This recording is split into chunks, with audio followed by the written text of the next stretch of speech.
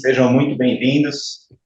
Quem está conosco aqui pela primeira vez, seja bem-vindo pela primeira vez, mas eu acredito que todos que estão aqui já participam da comissão, então, sejam muito bem-vindos. Prazer em vê-los, acho que pela primeira vez esse ano é a primeira reunião, né? Vamos iniciar a nossa reunião, a nossa conversa. Temos novidades para contar em relação à estrutura da reunião. Percorreremos aí somente a parte introdutória do que tange essa nova proposta de trabalho. Iremos logo, mais do que depressa, para o tema da questão da igualdade salarial, que eu sei que está todo mundo bastante preocupado com essa nova legislação. E falando, inclusive, dessa temática, eu compartilho com vocês, de imediato, uma questão que é assim: qual é a nossa proposta para 2024? Nós convidamos o Dr. Lauro, à minha direita, para participar da nossa comissão como coordenador, e nós teremos, então, 3 coordenadores. A Sheila Saad, da RICA Associados, que vocês já conhecem, mas ela vai se apresentar com mais informações daqui a pouquinho. Dr. Paulo, que vocês também já conhecem, o nosso advogado da área sindical, e o Dr. Lauro, da área trabalhista e previdenciária. Qual é a ideia? Que cada um dos temas que nós temos a debater, que a gente consiga trazer 3 visões de áreas coligadas, porém distintas, que é a parte jurídica trabalhista, a parte processual, a parte contenciosa, a parte das discussões em tribunais, que o Dr. Lauro, a partir do escritório Correia Porto, um escritório de advocacia que estamos inaugurando uma nova parceria, tanto aqui na Comissão de Inovação, de Gestão de Pessoas, quanto na Comissão Tributária, a partir do sócio da empresa, que lá será coordenador, que é o Eduardo Corrêa, e aqui o Dr. Lauro pelo escritório na parte trabalhista. Ele também fará a apresentação da atuação do escritório daqui a pouco. Sheila, com a visão da parte de gestão de pessoas e como que fica isso aí na prática, no RH. E lembrando a todos que a ideia não é que eles simplesmente forneçam informação, a ideia é que vocês participem e eles possam aquecer os debates com algumas informações, naturalmente, como profissionais que são nestas áreas. Mas a matéria-prima mais importante aqui dessa discussão sempre foi e continuará sendo a informação que vocês terão a compartilhar e a debater aqui em grupo. Dr. Paulo, como todos já conhecem, há anos ele exerce o papel aqui de advogado da área sindical e de negociações coletivas, e assim continuará, se Deus quiser, por muito tempo.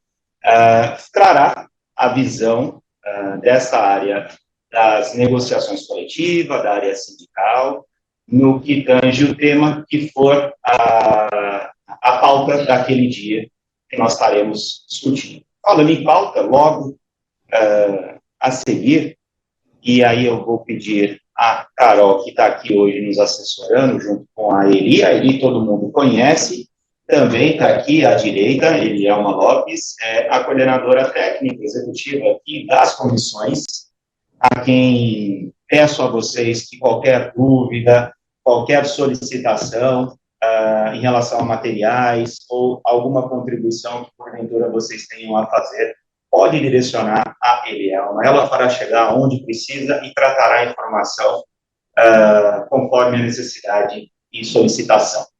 A Carol, que vocês não estão vendo, mas ela pode dar um oizinho aí, Carol, consegue aparecer? Ela vai passar para a gente aqui a apresentação, só para que eu... Ali é a pauta que nós propusemos para o dia de hoje. Eu já comentei sobre a apresentação da nova metodologia de trabalho, 3 visões, um tema por reunião, né? Mais adiante, durante a reunião, ou no final, eu quero, por gentileza, que vocês proponham não somente temas para as reuniões, como qualquer outra sugestão em relação ao funcionamento das comissões.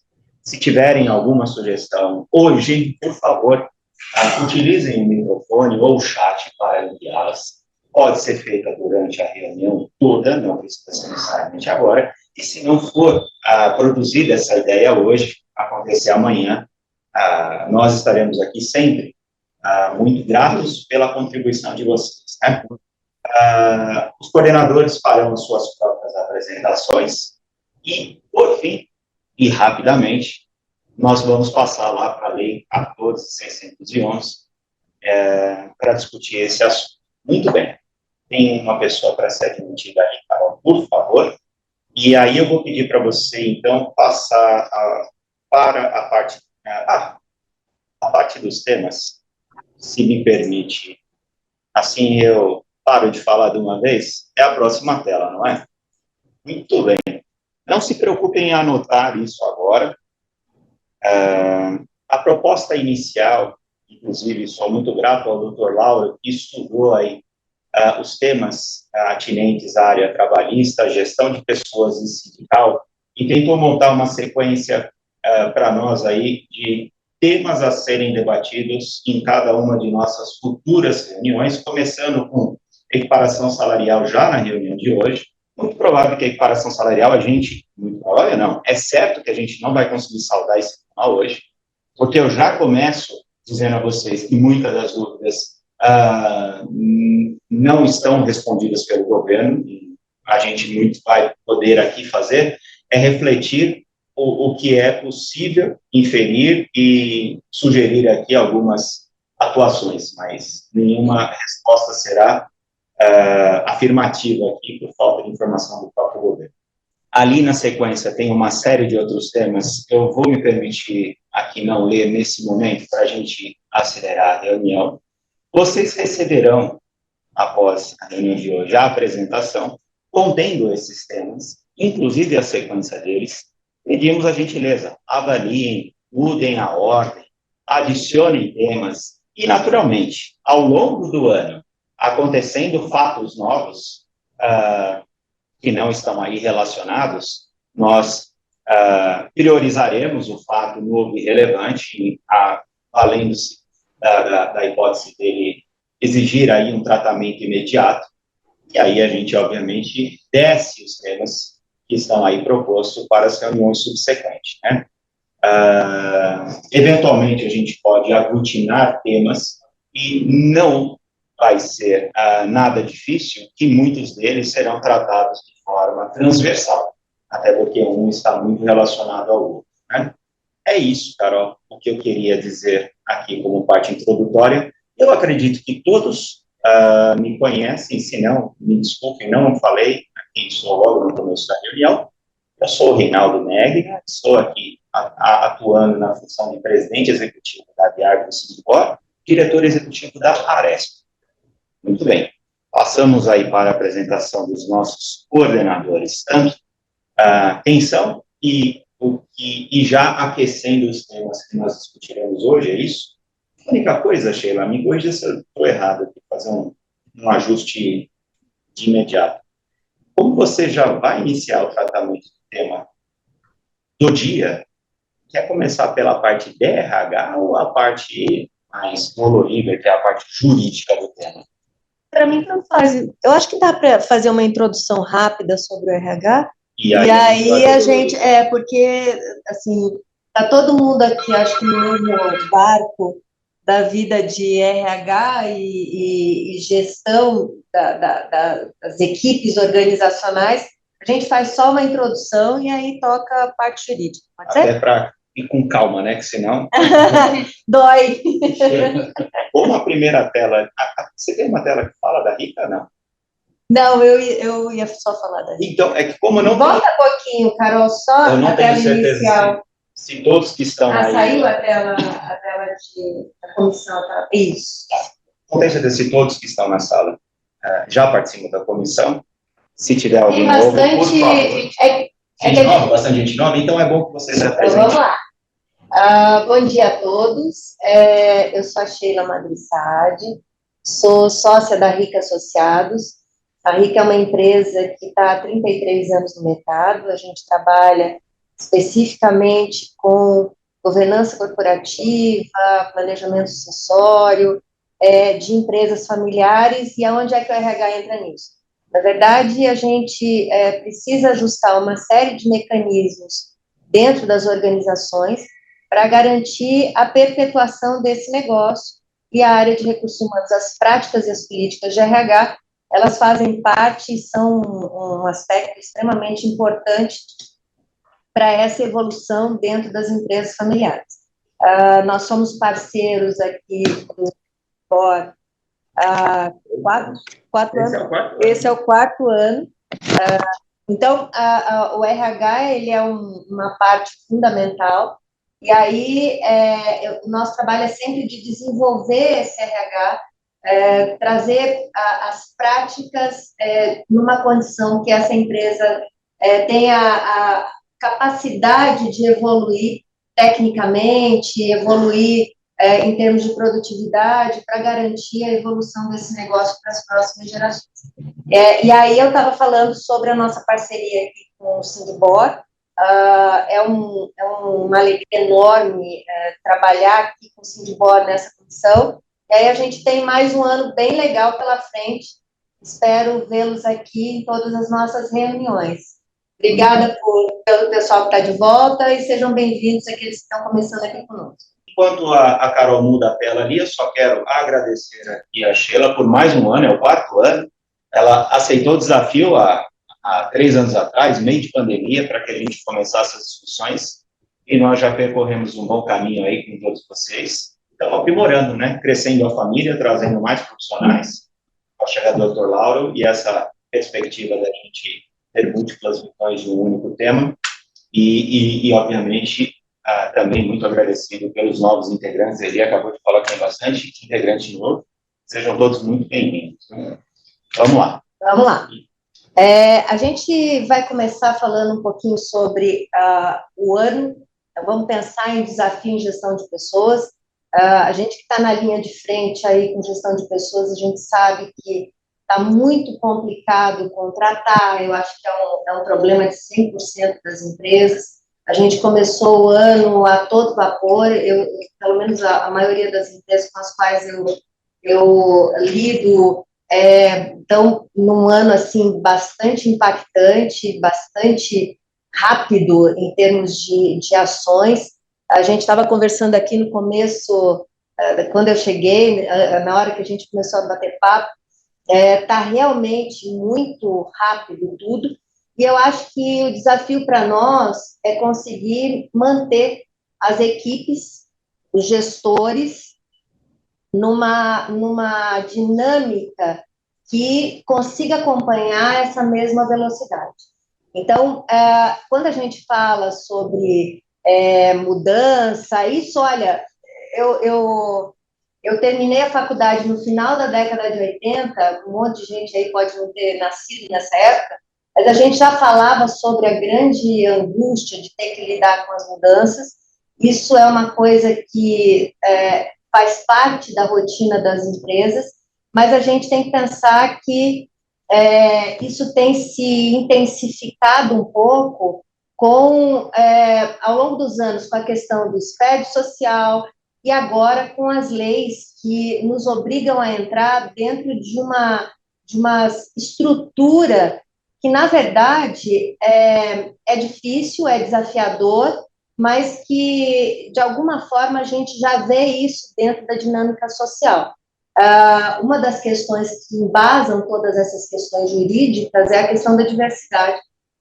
Eu quero explicar um pouquinho sobre isso, mas eu acho que a gente tem lutado para garantir que essa diversidade ela aconteça de fato. Eu acho que a lei ela vem um pouquinho para reforçar esse aspecto e para nos obrigar a nos encaixarmos, às vezes, dentro de um contexto que não tem volta, que não vai retroagir. Então, quando a gente fala sobre organização competitiva, nós estamos falando sobre a questão que envolve valores, princípios éticos, valores organizacionais que tenham afinidade com o valor do mercado, porque é isso que, na verdade, nos identifica para o público com o qual a gente se relaciona. E aí, eu não estou falando só dos nossos clientes, a gente tem fornecedores, todos aqueles que mantêm algum tipo de relação com a empresa, eles acabam tendo afinidade, ou, no mínimo, uma capacidade de relacionamento conosco. Isso envolve os valores da organização.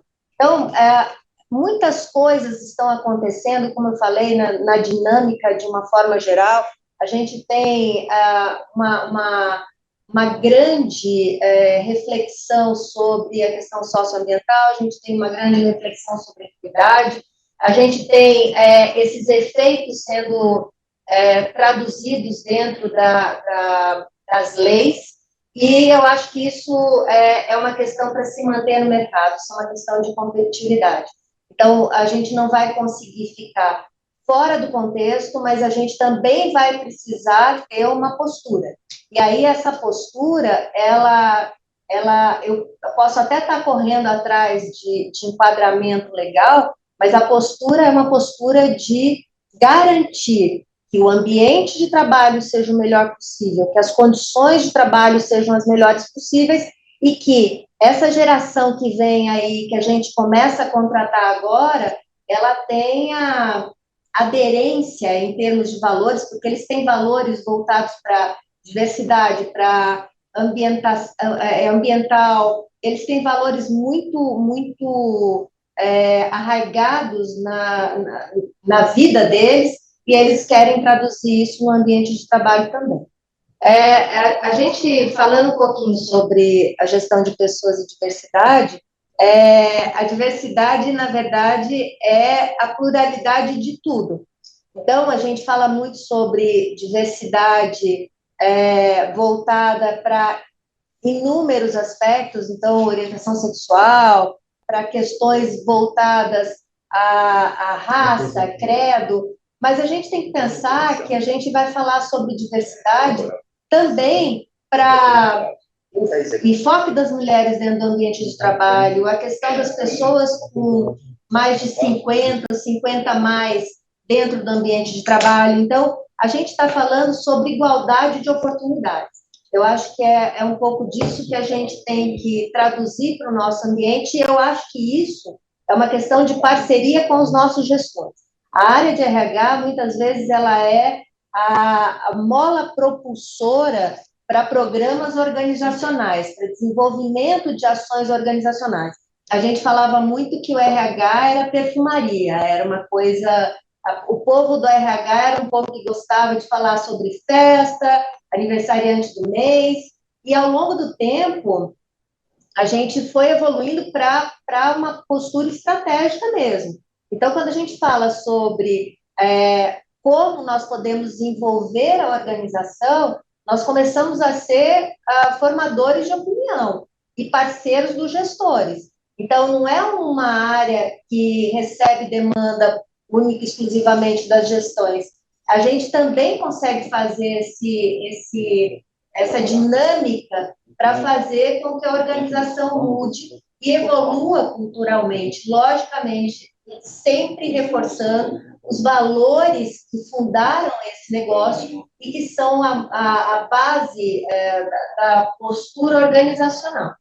Então, em todos os pontos que a gente tem, todos os aspectos que a gente tem, a gente está falando sobre recrutamentos, retenção, representatividade, progressão de carreira, remuneração, a gente tem que tratar desse aspecto em gestão de pessoas. Então, a gente vai falar sobre, na gestão de pessoas, a gente precisa ter não só o discurso, mas a gente precisa garantir toda a política de ambiente organizacional para permitir isso.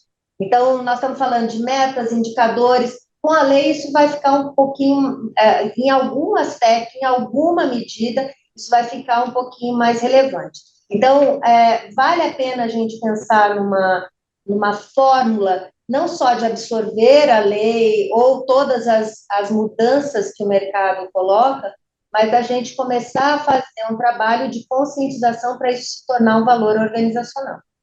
É isso, pessoal. Eu vou deixar essa... Eu fiz uma introdução rápida para a gente falar mais da lei, eu vou deixar depois essa apresentação, e aí vocês vão receber isso posteriormente, certo? Impossível saudar esse tema numa reunião. É isso. É bastante abrangente.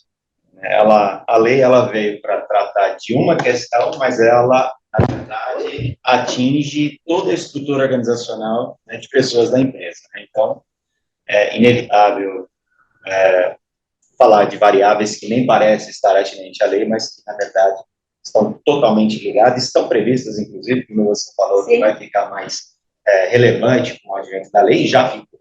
Sim. Realmente, os indicadores e metas, elas estão previstas aqui para que se estabeleça, inclusive se você tiver que apresentar um plano de ação. Exato. Vai ser necessário mesmo. Exato. Muito bem. Eu vou passar a palavra aqui para o Dr. Lauro, a quem já agradeci de novo agradecimento por fazer parte do nosso grupo e trazer a sua visão aqui do jurídico contencioso, trabalhista e previdenciário, já deixando para ti aqui uma bucha quente, que é falar dessa lei, cheia de dúvidas em relação à sua execução. E é isso. Por favor, doutor Lauro, fique à vontade. Bom dia a todos. Parabéns, Sheila. Eu que agradeço essa oportunidade de estar hoje aqui falando com vocês. E realmente é um tema espinhoso. Me permitam me apresentar, contar um pouco da minha história. Pelo cabelo branco, vocês percebem que tem um pouco de história. Tá? Eu advogado, trabalho hoje no escritório Correia Porto de Advogados, aqui de São Paulo, e eu sou especialista nas áreas trabalhista e previdenciária. Tenho trabalhado nos últimos 30 anos em empresas de consultoria internacionais, dentre elas a Ernst Young e a Deloitte, e participado de vários processos de auditoria, revisão, levantamento de crédito, folha de pagamento e contencioso trabalhista. Tá? Tenho formação em administração estratégica de recursos humanos e, com base no que eu sei e no que eu aprendi, tanto na faculdade e também no meu dia a dia, a área trabalhista e previdenciária de uma empresa, ela é um ponto extremamente importante nos trabalhos de, por exemplo, para vocês terem uma ideia, os trabalhos de venda de uma empresa ou de fusão de uma empresa, os negócios são impactados em 70% pela área trabalhista e previdenciária, e não pela área tributária. Então, mais esse tema que nós vamos tratar hoje é um dos temas que, quando nós lá do escritório Correia Porto fazemos um trabalho de due diligence numa empresa que está sendo vendida, nós levantamos uma contingência significativa justamente em razão da desigualdade ou da diferença salarial. Né?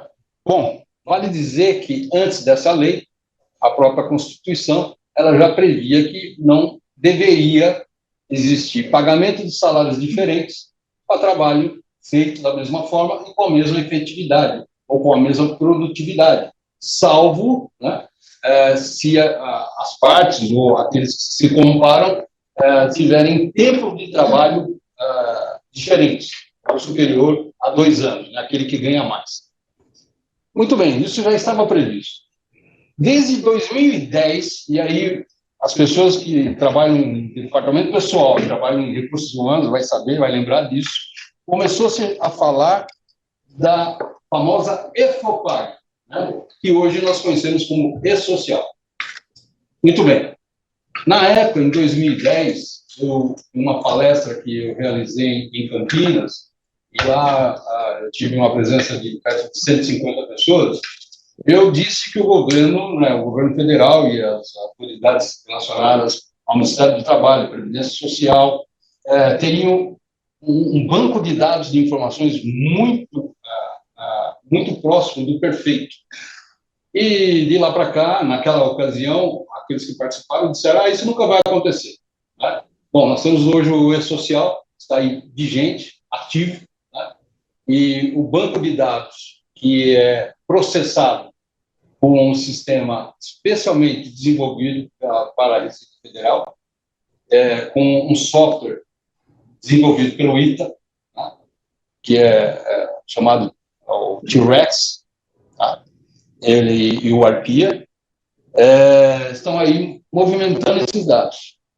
E aí me causa estranheza quando surge essa lei, né, dizendo que agora existem algumas obrigações em que as empresas precisam se ater e cumprir. Por exemplo, o relatório que vai ser, cujo prazo expira agora dia 29 de fevereiro. Muito bem.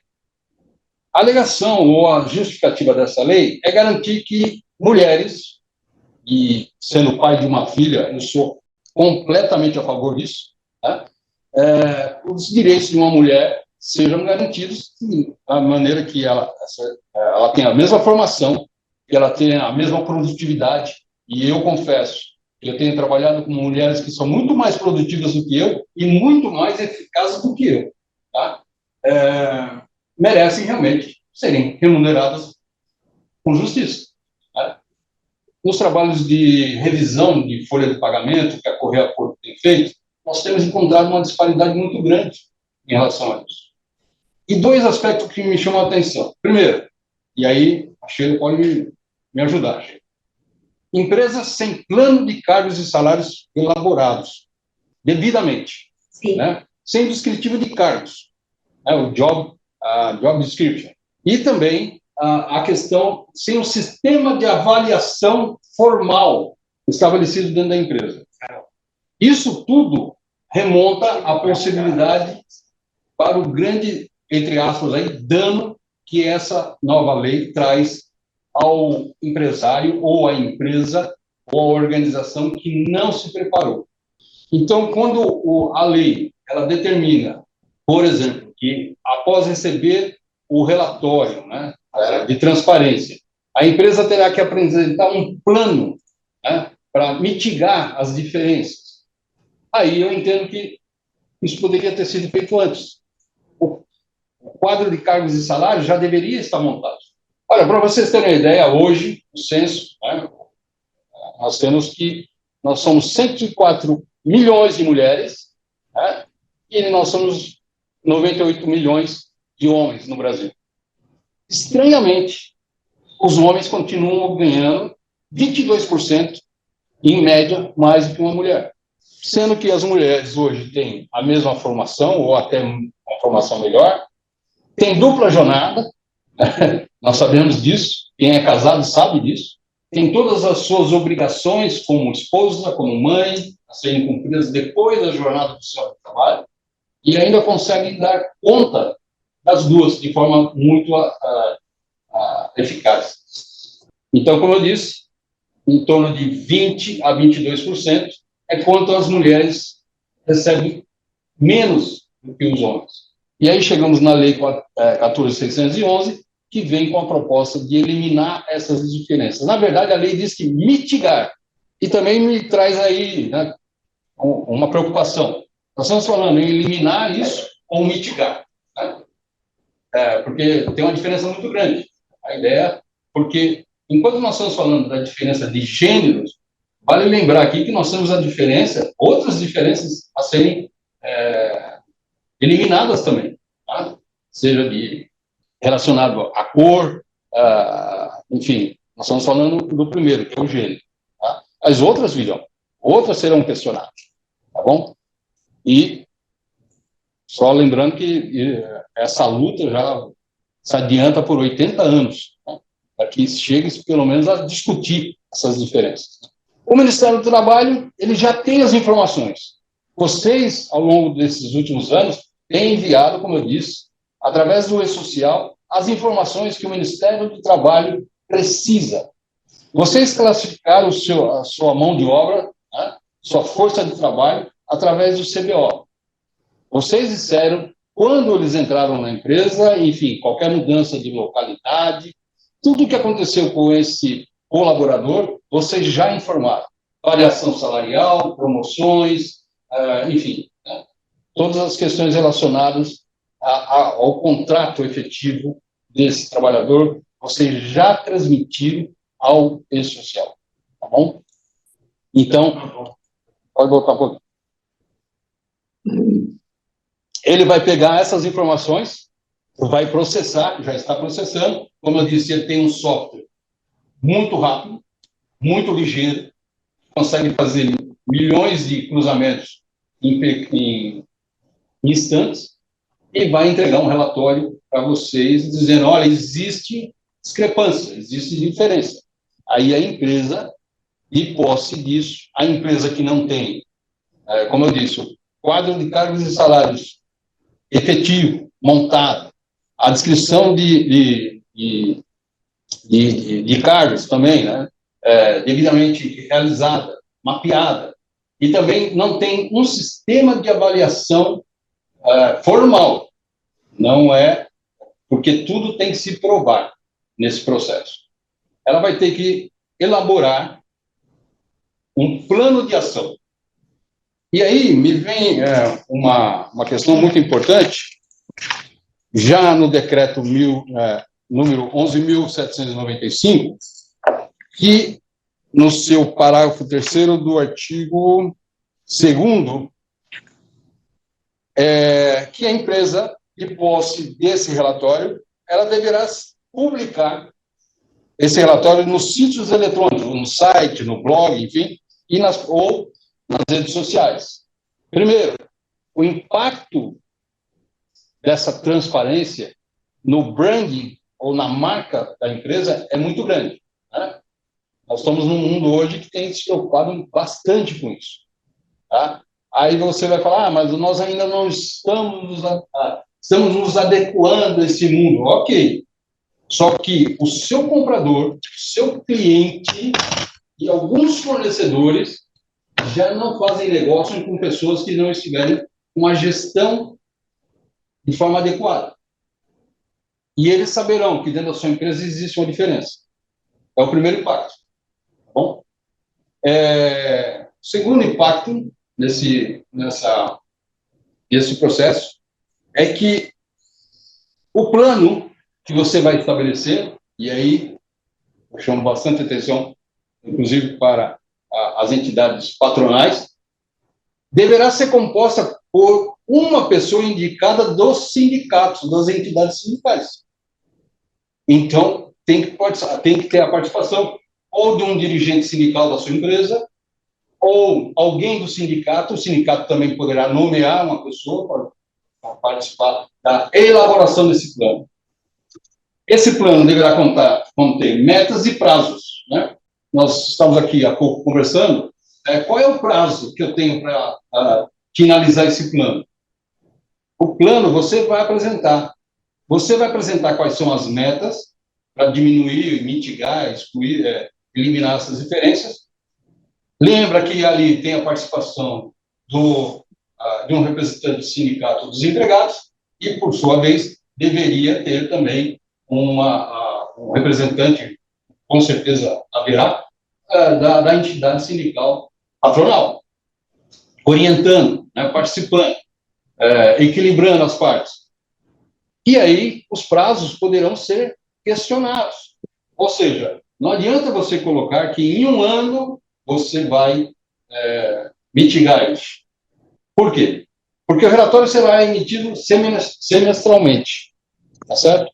Então, eu creio que o plano deve observar esse período para que a cada relatório exista esse controle, uma diferença efetiva entre o que foi identificado no primeiro momento e o que as ações efetivas da empresa produziram no decorrer desse período até o próximo relatório. Sim. Só dar mais duas datas para apoiá-lo na etapa, vamos chamar de 3, que seria a apresentação do plano de adequação. E quando que se requer esse plano de adequação? 29 de fevereiro, considerando as primeiras datas e prazos, 29 de fevereiro é quando as empresas precisam apresentar a tal declaração de integridade salarial. Exatamente. 15 de março, os relatórios serão disponibilizados pelo Ministério do Trabalho lá na plataforma Programa de Disseminação das Estatísticas do Trabalho, o PDET. Isso, PDET. Então, o relatório será disponibilizado lá no dia 15 de março.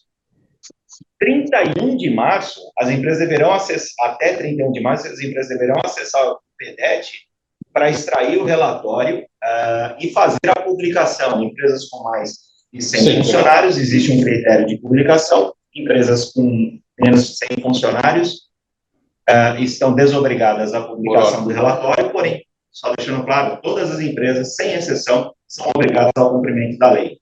A única diferença é a questão da publicação de relatório ou não. E aí que vem a questão do prazo em relação ao plano de ação. Se, a partir da divulgação deste relatório pelo MTE, disponibilização do relatório pelo MTE à empresa, for identificado a divergência do descumprimento da lei, divergência salarial, naturalmente descumprimento da lei, a empresa ela será notificada por um auditor e, a partir desta notificação, terá 90 dias para apresentar o plano de ação. Então, o prazo inicial de 90 dias é para a apresentação do plano de ação. E aí, a partir deste momento, 90 dias passados, entra exatamente o que o Dr. Lauro falou, que é a avaliação do MTE e do auditor quanto ao plano de ação e os prazos propostos para a empresa de adequação. Se serão ou não aceitos os prazos propostos, obviamente que a argumentação da empresa em relação ao prazo é importante que se faça para que haja o melhor acolhimento pelo auditor ao que está sendo proposto, e ele poderá, de repente, glosar a proposta, né, devolvendo à empresa uma exigência de cumprimento, um rigor menor de prazo. Exatamente. Em relação ao que o Dr. Lauro falou, que já essa etapa avançada, não existe nenhuma determinação da lei que defina o prazo máximo ou mínimo que poderá ser adotado no plano de ação para cumprimento das adequações. Está correto, Dr. Lauro? Está correto. Inclusive, a própria portaria, ela diz, aí a lei também diz, que o Ministério do Trabalho pode pedir informações complementares. Então, ele já tem o banco de dados, como eu disse, do E-Social. Uma vez emitido o relatório, né, será publicado, cabe, é uma prerrogativa do Ministério do Trabalho, solicitar outras informações. Né? Então, eu acredito que, quando essas informações complementares, é justamente isso. Porque você paga diferente, né, para determinado profissional. Esse relatório, ele trouxe de início uma preocupação muito grande em relação à Lei Geral de Proteção de Dados, a famosa LGPD. Porque ele vai ser, a princípio, informações relacionadas aos empregados serão publicadas. Nós temos nós temos hoje informações de que não será assim. Porém, eu chamo a atenção para um ponto muito específico. Primeiro, as ações trabalhistas buscando a equiparação salarial, elas são comuns dentro da Justiça Especializada do Trabalho. Com a emissão do relatório, ela vai se transformar em mais um objeto de prova na alegação da diferença salarial, mesmo que, efetivamente, a pessoa não seja publicado um nome, né? Não seja, como eu costumo dizer, fulanizado a pessoa que ganhe mais, tá certo? Então, eu tenho posse do relatório, eu, colaborador, eu entro com a reclamação trabalhista, busco esse relatório alegando que pessoas do mesmo CBO que eu ganham mais do que eu. E foi constatado pelo Ministério do Trabalho a diferença salarial. Fica muito mais claro para o juiz, né, interpretar que realmente aquela alegação de diferença salarial ela é efetiva. Tá? Então, é outro ponto importante nesse sentido. Tá? Aí as empresas começam a fazer justamente essa trilha, ou seja, primeiro, vai publicar. Segundo, começa o trabalho de elaboração do plano, né? E mais um item, também previsto na lei, a empresa tem que promover capacitação de gestores. Eu vou contar um episódio recente. Eu fui assistir um filme recentemente e no corredor desse cinema, não vou citar evidentemente a marca, eu vi um supervisor falando com uma menina bastante jovem, aos brados, o seguinte, a frase dele, abre aspas, sua burra, eu já te expliquei. Então, quando a lei prevê que é necessário fazer a capacitação, eu tenho que dar o braço a torcer, porque realmente carece desse tipo de treinamento. No caso da equiparação, sobre a equidade, né, a empresa terá que, no seu plano, também demonstrar como essa capacitação irá ocorrer com seus gestores. Então, dentro do plano também outro aspecto que deverá ser informado. Então, veja que não é uma coisa simples. Talvez ela se torne simples depois de feita a correção do que nós temos hoje. Né? Eu também não sou nenhum inocente de imaginar que todas as empresas desse país estão de forma adequada. Não estão. Como eu disse, tenho participado de trabalhos em grandes empresas, médias empresas, né? E é constante essas diferenças, tá bom? Sem justificativa. Okay? Só lendo a pergunta da Marisa para que todos participem. A Marisa pergunta, mas as CBOs estão desatualizadas? São utilizados os mesmos para várias funções? Porque se usa a raiz do mesmo. No caso, teremos de ter relatórios diferenciados? Olha, a lei não diz nada sobre isso. Novamente, Marisa, muito tempestivo o seu questionamento, e o governo, na verdade, ele começa uma obrigação pela porta dos fundos. Por quê? Se vocês verificarem, tudo que a lei diz que estará à disposição, as ferramentas que estarão à disposição, foram criadas recentemente. Então, o CBO, eu sei que está desatualizado, mas nesse momento é o que pouco importa para as autoridades. Esses acertos, essas diferenças, né, como eles estão chamando, diferenças objetivas, serão apontadas e publicadas. Né, e vai caber à empresa contestar com aquilo que ele tem. Eu posso fazer só um parênteses? Marisa, eu acho o seguinte, toda vez que a gente fala, o senhor me corrija se eu estiver errado, toda vez que a gente fala do próprio CBO, e assim, tem famílias de CBO que você vai usar exatamente isso para várias funções, o que vai diferenciar é a própria descrição de cargo. É isso que o doutor falou. Então, não é só o fato do CBO. Se você tiver, por exemplo, uma descrição de cargo estruturada, mostrando essa diferença, o CBO, a descrição é complementar ao próprio CBO como forma de justificar a diferença.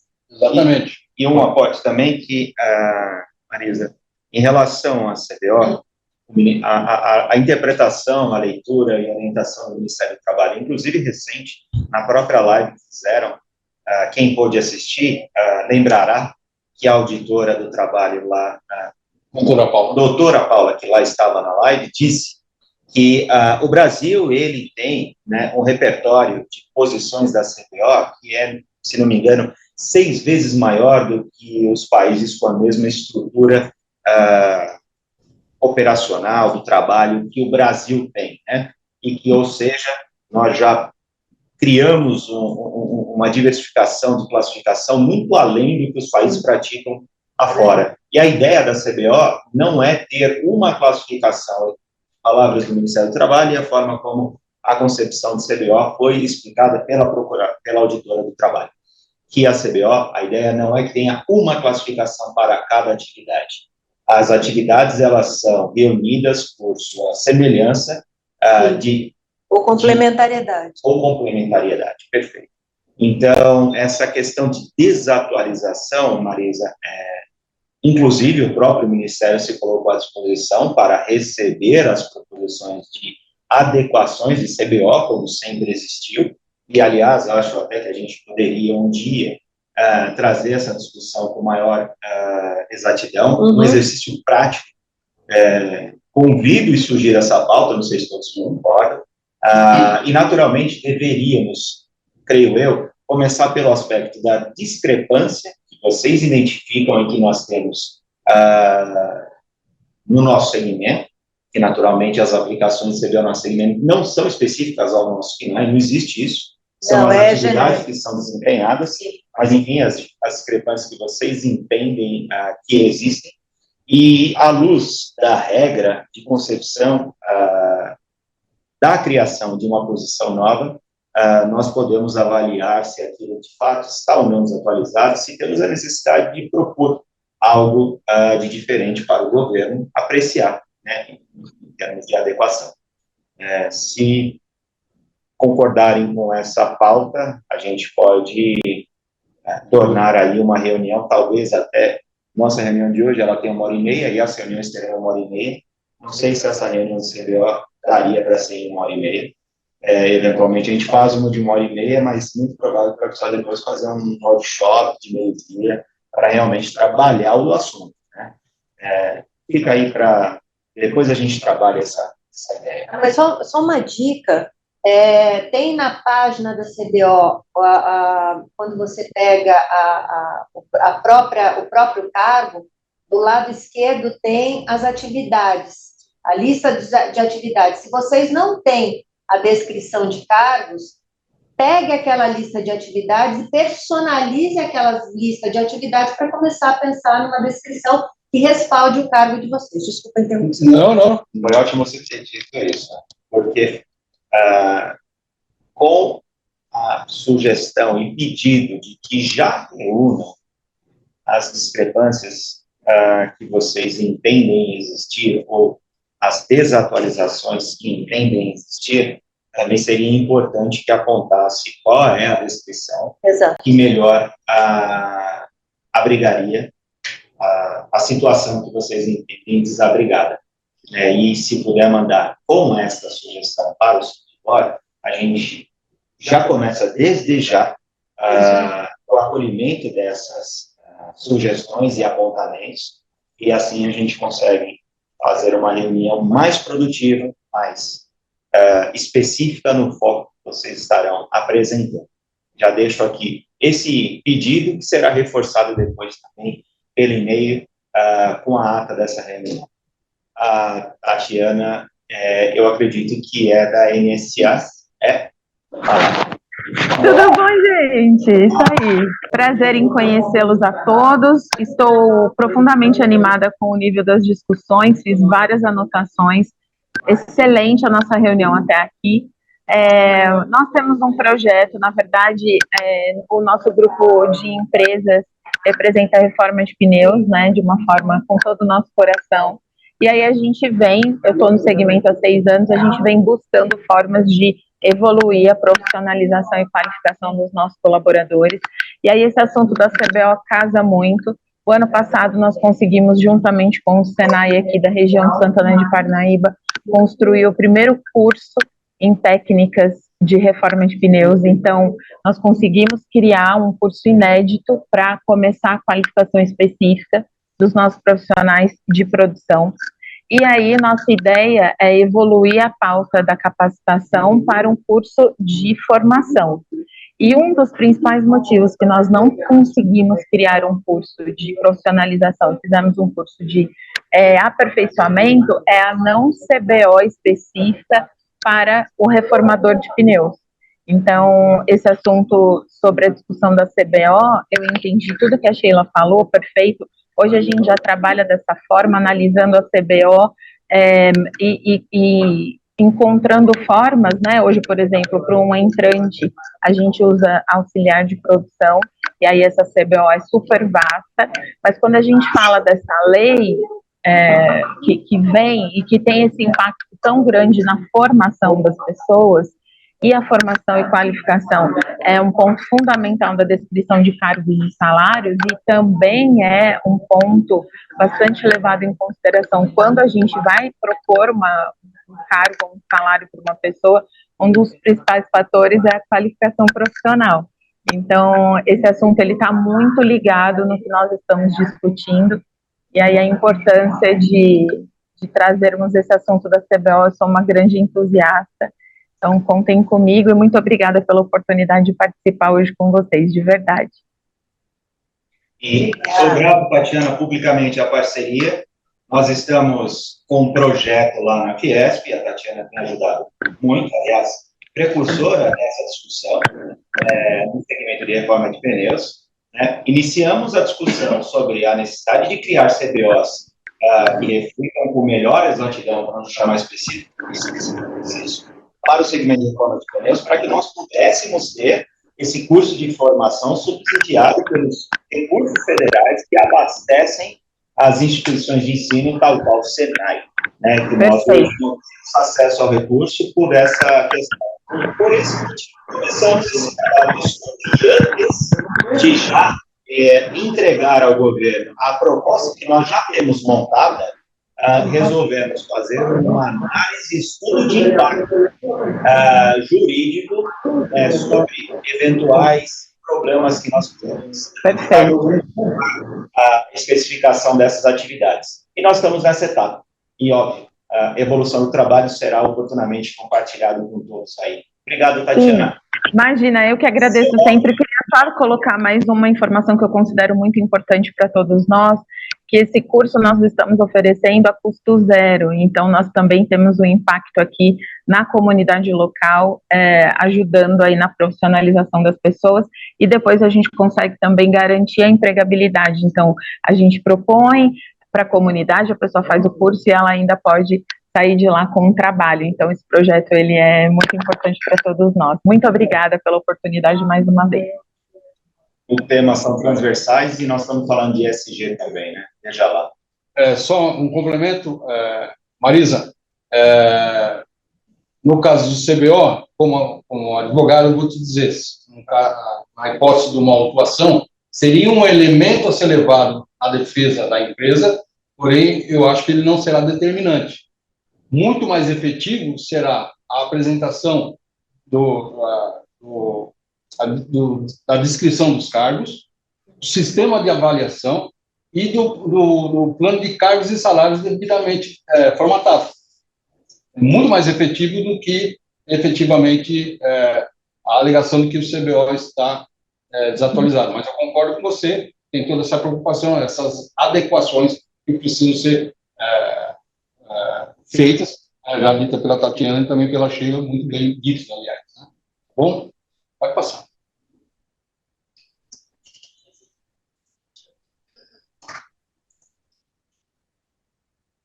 Bom, nós temos algumas fontes de informação. Né? O E-Social, o portal Emprega Brasil, também será utilizado, e informações complementares, porque a lei ela determina que o Ministério do Trabalho vai disponibilizar algumas ferramentas online para que as empresas possam mitigar essas diferenças. Tá? Não se sabe ainda, não se tem ainda um descritivo dessas ferramentas, mas eu creio que até o próximo relatório nós teremos aí algumas novidades. Tá bom? Pode passar. Uma, em específico, eu gostaria de colocar aí para vocês, que é o canal de denúncias. Tá? Então, lembrando, e essa foi a proposta do E-Social, tá? Quando ainda era chamado de Ecopag, que o empregado teria acesso, né, às suas informações e qualquer informação que supostamente teria impacto financeiro, enfim, que gerasse algum prejuízo para ele. De posse desse relatório, o próprio empregado pode fazer a denúncia de que aquela empresa está fazendo alguma questão relacionada à disparidade salarial em razão do gênero, tá bom? Já existe o canal, está lá funcionando. Tá? Testei ontem e está lá funcionando, tá bom? Vamos lá.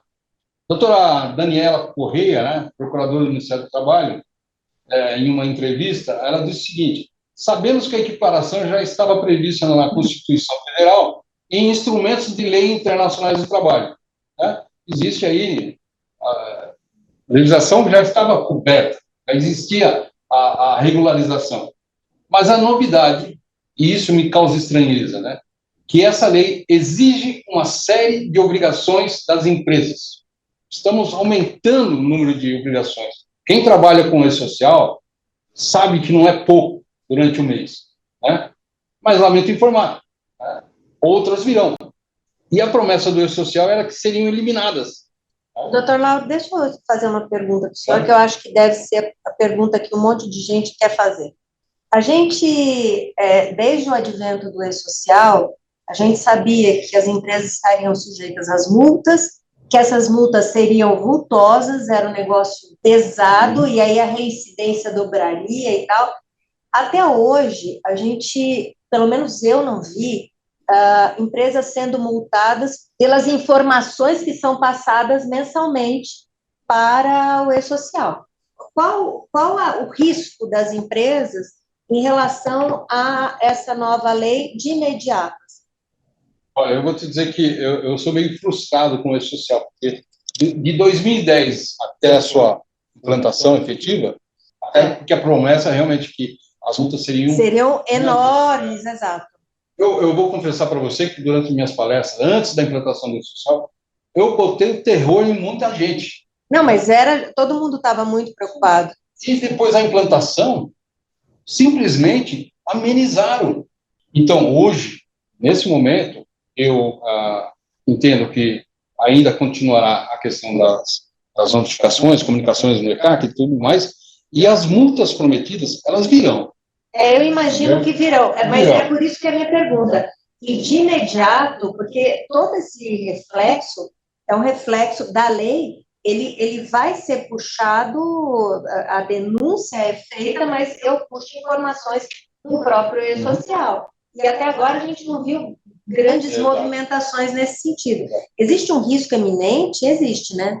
Eu sou obrigado a dizer que existe. Meio desacreditado na posição governamental, mas sim, eu entendo que as empresas precisam estar preparadas. Não pode esperar a primeira. E, novamente, vale ressaltar, as multas não serão pequenas. Essa sempre foi a demanda. Oi, Reinaldo. Bom dia a todos novamente, né? E para quem não me conhece, sou Paulo Eduardo Cardoso de Oliveira e presto serviço de assessoria jurídica sindical ao Cintibur. E a minha participação, né, ela se dará da seguinte forma, né? Sempre que os temas fizerem referência à área sindical, eu vou tecer alguns comentários, fazer algumas considerações, né, a respeito desses pontos aí, né? Então, Renato, eu gostaria de comentar o seguinte: essas ferramentas já foram disponibilizadas pelo Ministério do Trabalho e Emprego, para que sejam elaborados relatórios, haja extração dessas informações, ou ainda depende de alguma medida, de algum ato? Paulo, algumas, né, imediato, aquelas são necessárias, as ferramentas previstas na lei, como é muito genérico, nós não sabemos exatamente do que se refere. Mas, por exemplo, o portal já existe, né, onde a empresa vai apresentar o seu plano, né? Então, pouco a pouco, essas ferramentas ou essas vias de entrega estão sendo construídas. Será que esses prazos estabelecidos na legislação agora, que trata da matéria, poderá ser cumprido pelas empresas, né? Porque nós já estamos quase que no final do mês, né? No dia 29 de fevereiro, né? Será que isso será possível? Eu não sei como é que as empresas aí estão tendo alguma dificuldade. Seria interessante saber disso, né? Por quê? Porque a gente sabe que essa legislação que foi modificada recentemente, via a Lei 14.611, ela diz o seguinte: que se ocorrer aí uma inconsistência, né, essas empresas serão obrigadas a apresentar um plano de mitigação, não é isso? Com relação à desigualdade salarial existente na empresa. Pois bem, e essa própria lei também diz que terá que ser garantida a participação de representantes das entidades sindicais. Olha só, né? Garantida a participação de representantes das entidades sindicais, nos termos do parágrafo 2º do artigo 5º da Lei 14.611. Veja bem, A gente sabe que o que define o enquadramento sindical dos empregados de uma empresa é a atividade da empregadora. Só para exemplificar, tem uma empresa produzindo artefatos de borracha na cidade de São Paulo. Quem representa os empregados da minha empresa são os trabalhadores das indústrias de artefatos de borracha de São Paulo. Pois bem, mas a gente sabe que, além do sindicato correspondente entre categoria econômica e profissional, também podem, e em muitas empresas com mais de 100 empregados, devem existir sindicatos de outras categorias. Por exemplo, uma empresa com mais de 100 empregados tem lá uma frota de caminhões para entregar os seus produtos. Contratou motoristas e ajudantes. Nós sabemos que esses profissionais, eles não são representados pelo sindicato da categoria preponderante, ou seja, trabalhadores das indústrias de faz borracha, e sim pelo sindicato dos condutores de veículos rodoviários de São Paulo, como nós, certo? Então, e a lei aqui não é muito clara, né? Então, como ela coloca no plural, né, garantida a participação de representantes das entidades sindicais, né? Então, nós não teríamos que observar, eventualmente, também essa participação, porque a empresa, quando for notificada pela inconsistência aí das informações prestadas, ou porque se entende que há aí uma desigualdade de salarial entre mulheres e homens, né, principalmente, que ela deverá também dar ciência aos sindicatos representativos, eu estou entendendo dessa forma, para que eles também participem desse plano, além dos representantes dos empregados da empresa. Então, vamos ter, nesse plano de ação, nessa elaboração desse plano de ação, a participação do Sindicato dos Trabalhadores da categoria preponderante, penso eu que também facultada a participação dos sindicatos que representam os integrantes de categorias diferenciadas e, eventualmente, até liberais, né? E além dessa comissão dos empregados.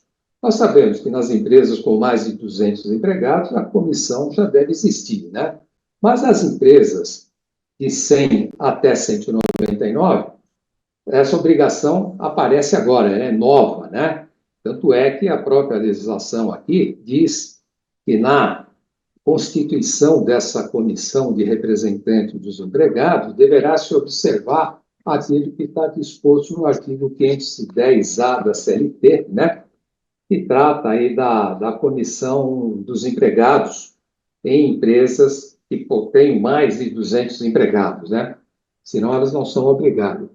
Então, isso aí eu acho que é um ponto aí também para a gente estar observando, né? Porque a própria legislação também diz que, elaborado esse plano de ação para mitigar aí essas diferenças salariais, a empresa terá que fazer o depósito desse plano no sindicato. Então, penso, bom, se eu fizer o depósito única e exclusivamente no sindicato representativo da categoria preponderante, eu estarei isento de qualquer penalidade, de qualquer punição, porque a lei hoje aqui prevê uma multa elevada, né? Porque ela diz que ela pode corresponder a 3% da folha de salário do empregador, né? Limitada a 100 salários mínimos. Então, nós estamos falando aí de quase R$ 142 mil, né? Uma punição pode chegar a esse valor.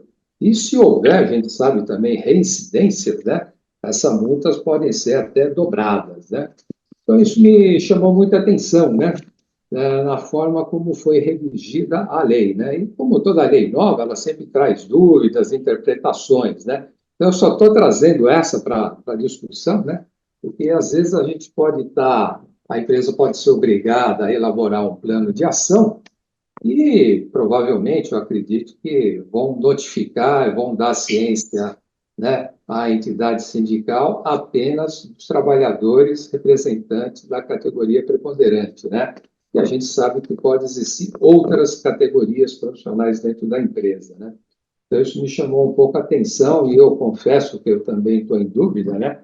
Qual foi aí a intenção do legislador, né? Se é chamar somente os representantes da entidade sindical profissional preponderante ou convocar todos, né? Então, fica aí essa minha indagação, né, e para a reflexão nossa também, né? Porque esse ponto pode eventualmente, né, trazer aí algum prejuízo aí para as empresas, né? Paulo, você puxou um gancho fantástico, fazendo, inclusive, a conexão que o doutor Lauro comentou, que esta lei ela vai puxar outras questões de divergência salarial, de toda a natureza, eventualmente, classificatória. E aí você está trazendo o aspecto da terceirização da atividade, né? E essa terceirização de atividade, naturalmente, ela já acontecia por algumas questões de ordem operacional e ou econômica que foram optadas pela empresa. E a equiparação salarial, considerando a atividade desempenhada pelo colaborador CLT ou pelo colaborador terceirizado, e se elas forem equivalentes, a pergunta é, esta equivalência deverá ser aplicada da mesma forma? Não estou nem, agora estou puxando para a questão da terceirização da atividade, não desconsiderando o que você falou sobre as categorias diferenciadas e inorganizadas, né? Também são dúvidas que a gente traz à baila no que tange a participação do sindicato. Mas a questão de equiparação salarial para terceiros, como que vocês entendem que se dará essa questão de avaliação? Viu, Reinaldo? Deixa eu só fazer um pequeno parte. Não, eu não estou me referindo à terceirização, tá? Eu só realmente a empresa mesmo, né? Certo. Em função dessa regra de representação, né? A gente sabe que pode existir dentro de uma empresa, principalmente empresas com porte de mais de 100 empregados para cima, né? E provavelmente ela deve ter no seu quadro profissional, né? Ela deve ter vínculo empregatício com empregados integrantes dessa categoria profissional. Eu dei o exemplo de motorista, né? Dificilmente uma empresa com mais de 100 empregados não deve ter um motorista. E a gente sabe que o motorista não é trabalhador na indústria de interface de borracha. Se bem que, na prática, né, a gente sabe que muitas vezes as normas aplicadas é da preponderante, às vezes até por força de convenção coletiva dessas categorias diferenciadas, né? Mas nesse sentido que eu coloquei, que eu fiz a minha indagação, né? Eu estou lendo, vendo aqui e falo, poxa, a empresa vai ter que convidar os representantes dos seus empregados, vai ter que fazer o depósito depois do plano de ação no sindicato, e aí, basta só o da categoria preponderante? Né? Então, essa é uma indagação. E, aliás, eu acho até que deveria ser respondida pelo próprio Ministério do Trabalho e Emprego, né? Uma vez que ele é que está produzindo essa regulamentação, né? E submeteremos à Fiesp e CNI a pergunta, e se eles não souberem responder, que eles submetam ao Ministério do Trabalho e nos retornem. Está anotado, Paulo. Excelente então, questão. No sentido, nós para trazer isso aí para reflexão, para debate, né? Porque é pertinente, né? Porque se a empresa tiver que apresentar o plano de ação, ela tem que pensar nesse convite que vai ser feito às entidades sindicais representativas dos seus trabalhadores e ainda vai ter que criar a comissão, se não tiver, né? Dos representantes dos empregados, né? Uma coisa aí tripartite, né? É empresa, sindicatos, trabalhadores e comissão dos empregados, né? Então, é interessante isso daí. Lembrando que a formação dessa comissão ela é eletiva, né? Tem que haver uma eleição para formar essa comissão específica para isso. E eu fico pensando, quantos trabalhadores têm uma formação adequada a formar essa comissão, opinar e trazer uma solução, enfim, viável, efetiva, né, para a questão. Não, e outra questão que a gente, no dia a dia, e é muito comum, né, sempre que a empresa precisa elaborar um acordo, né, precisa de um acordo coletivo, Muitas vezes isso exige a participação do sindicato dos empregados, né? A gente sabe como é difícil, né? Porque normalmente vem aí algumas coisas, né? Para poder elaborar e para que haja essa participação, né? Então, é por isso que é prudente que as empresas realmente, né, se antecipem, né? Procurem, né? Se não tem um plano de cargos salários, que criem, se tem, que façam a sua revisão, né? Inclusive para não ter que se submeter e passar por essas coisas aqui, né? De ter que fazer um convite aos sindicatos trabalhadores, de criar uma comissão, né? Então, acho muito importante que as empresas, né, fiquem atentas a esse detalhe, né? Olha, se houver alguma inconsistência apurada pelo Ministério do Trabalho e Emprego, vocês vão ter que passar por tudo isso. Não é só elaborar um plano, mas é elaborar um plano com uma participação tripartite, né? E aí, como é que fica isso aí? Como é que vai se dar, né? Como é que vai ser a participação do sindicato dos trabalhadores? Então, é prudente, né? Se antecipar a isso e criar o seu plano de cargos e salários, se tem, procurar atualizá-lo, inclusive com a participação dos seus colaboradores também, se possível, né? Para tentar evitar essa inconsistência que pode vir a ser apurada pelo Ministério do Trabalho e Emprego, né? Fica esse registro meu aí. Vou colocar aqui uma proposta, doutor Paulo e Sheila, é lógico, para ser avaliado pelo Reinaldo. Como eu disse na tela anterior, as empresas terão que capacitar seus gestores. Talvez nós três possamos, depois podemos discutir, formatar um curso para esses gestores. Né? Então, depois podemos tentar avaliar se isso é viável. Né? Talvez possamos aí economizar um tempo significativo para os associados, para as empresas associadas. Né? Tá bom? É uma proposta, né, que eu acho que vai ser necessária. Em relação à diversidade de categorias, chama atenção. E, doutor Paulo, só para lembrar que o decreto 3.048 da Previdência Social, ele traz uma obrigação que eu sempre sinto, é ridículo, né? Mas ela pode ensejar na aplicação de uma multa gigante para as empresas, que é todo mês enviar uma cópia da guia de INSS ao sindicato da categoria. Todo mês. Se você tentar enviar essa guia de recolhimento para o sindicato, a maioria do sindicato dos empregados não sabe o que fazer com ela. E detalhe, a lei prevê, inclusive, que essa mesma guia tinha que ser afixada no quadro de aviso da empresa. As últimas 6 também sob pena de tomar uma multa. Então, existem algumas obrigações que surgem, né? Hoje você não precisa mais enviar ao sindicato, tá? Mas tem que estar lá colocado no quadro de aviso. Tá? Então, porque o sindicato simplesmente, o que eu faço com isso?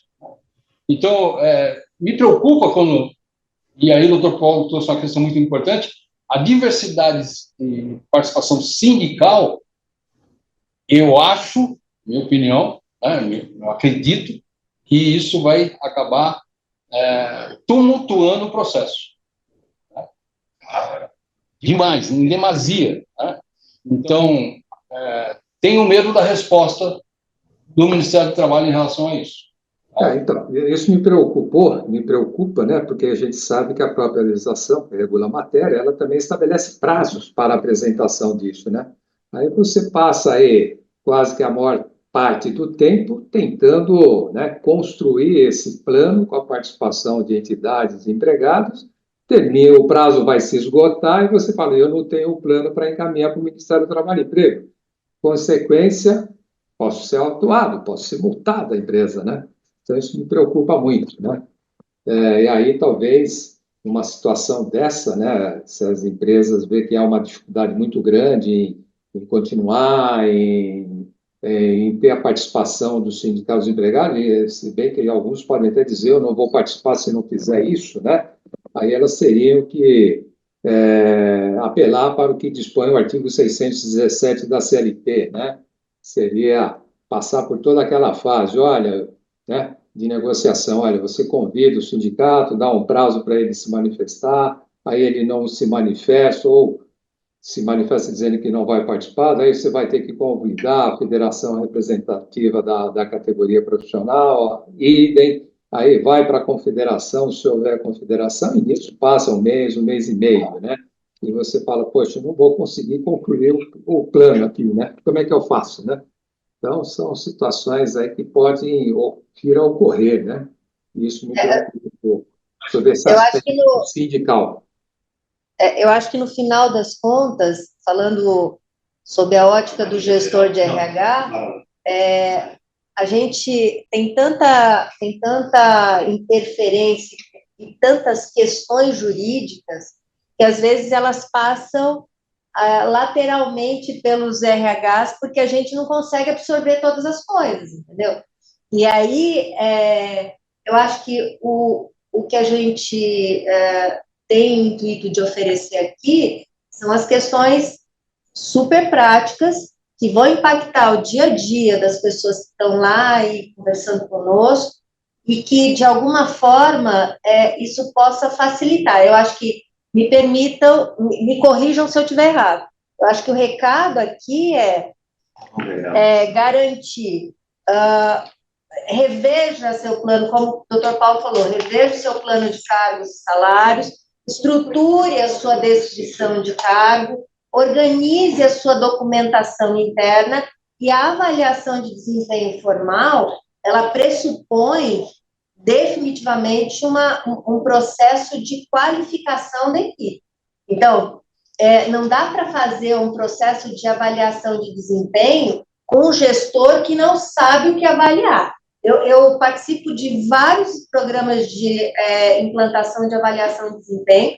Quando o gestor é desqualificado, você vê a avaliação com notas ou extremamente baixas, porque eles querem fritar o coleguinha, ou extremamente altas, porque eles querem fazer autopromoção.